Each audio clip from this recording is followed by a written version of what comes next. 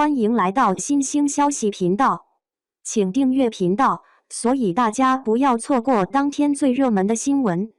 我们今天的时事通讯包括以下内容：谭松韵新剧能否逆袭暑期档成黑马？说真的，有没有人和我一样，等暑期大剧片单，第一眼就死盯着谭松韵的名字？别管你是不是铁粉，这一季他的2部新剧《逍遥》和我的命直接顶到了央视暑期档的重量级阵容。就冲这牌面，热度一点不比杨紫、迪丽热巴这些公认流量担当差，甚至更有种闷声干大事的气场。有人说谭松韵这几年人气不算顶流，可她的稳定产出和扛剧能力真不是吹的。这是什么概念？就是你回头看她过往作品，类型横跨校园、悬疑、家庭、大女主，每一次都有突破和新花样。你永远不知道这小妮子能给你整出啥新活。演员里有这样稳定发挥又持续进步的还真不多。我们来唠唠我的命。这剧名一出来，我脑子立刻嗡一下，典型的年代大剧味道，有点像大江大河那种拼命折腾翻身逆袭的路数。结果一查，果然改编自同名小说，主角方婉之，一个70后女孩，简直开局就开了地狱难度。大学还没毕业，家庭遭巨变，被迫退学打工创业，重返校园，一路跌跌撞撞。有些人一听女性创业就先皱眉头，是不是又来鸡汤式奋斗，强行上价值？但这部剧一上来就特别现实，方婉之在社会摸爬滚打，不是全靠主角光环，而是生活硬生生锤出来的坚强。什么叫命运的重锤？她全都挨了个遍，可每一次摔倒都很劲爬起来。剧情里最耐打的几个细节我印象特别深。第一次打工，下班半夜一人晃回出租屋，路边小摊还跟人讨价还价，隔壁炒酸菜面那味儿都冲出来了。做小买卖给老板甩脸色，靠一技之长慢慢站稳脚跟，拼到终于有自己第一桶金。后来创业被骗，集资前打了水漂，他能一边抹眼泪，一边给团队打气，硬是逼自己消化难堪，把小生意盘活。这种细节，谁没被生活狠狠收拾过啊？看着就疼，也觉得他不认命，我也不想认命。这剧不是单纯个人英雄主义，说是群像创业，其实更像整一代人的人生编年史。方婉之身边有一起挤地铁拼生活的闺蜜，有彼此扶持共患难的老同事，还有那些出场5分钟却戳人心窝子的街头小人物，每条支线都有泪点和烟火气。当他觉悟到学历卡脖子，就咬牙夜校自考，该啃书的时候猛扎，该操心生计的时候死扛，不拿苦难当金手指，反而越打击越拼命扎根泥土。终于等到东山再起，事业顺利了，他连回家乡的路也得自己铺，能打又能忍，苦中作乐，典型大女主气场给拉满。谭松韵演这类角色真有那味，哭的时候没有假泪，倔强到让人心疼，笑起来又带点傻气，那种不服输的小辣椒劲儿，戳中不少人的青春回忆。每一帧都像在写他自己的成长史。除了他，这剧的幕后班底和演员阵容也是出了名的强悍。导演柏山和编剧郭靖宇是唐朝《鬼事录》的黄金组合，拍过多少爆款不用多说了。高志廷作为男主，最近在《北上》里表现亮眼，观众缘很好。王劲松、刘威、童磊这些实力派陪衬，能把一部剧的质感拉满。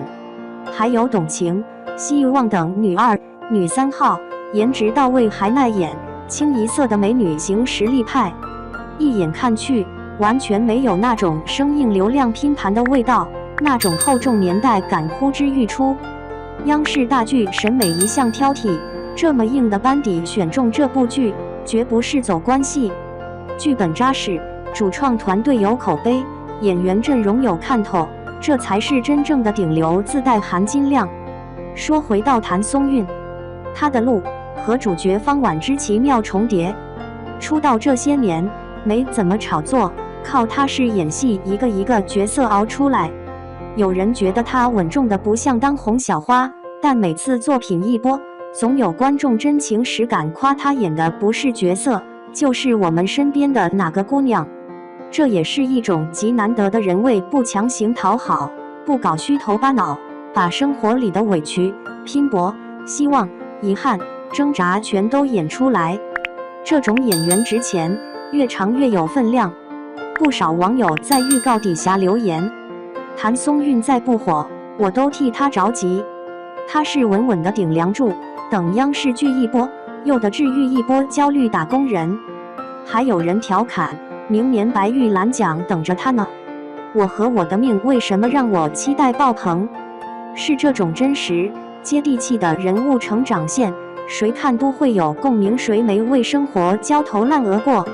谁没在挫折里死撑过？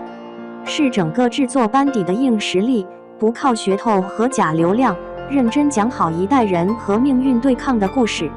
最重要的还是角色和演员本人的交融感。看着谭松韵一路打拼，咬牙坚持，你会发现，不只是戏里的方婉之在拼命，生活里的我们也从不认输。